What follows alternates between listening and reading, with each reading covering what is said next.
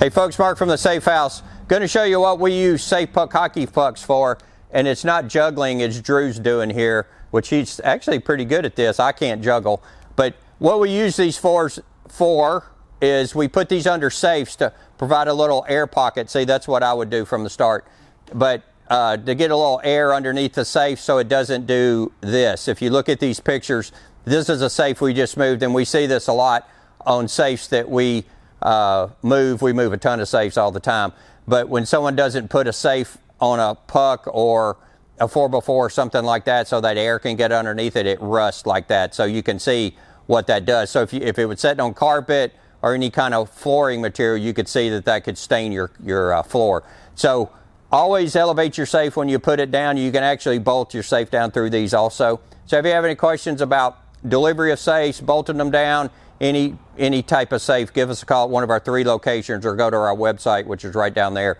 thesafehouse.com.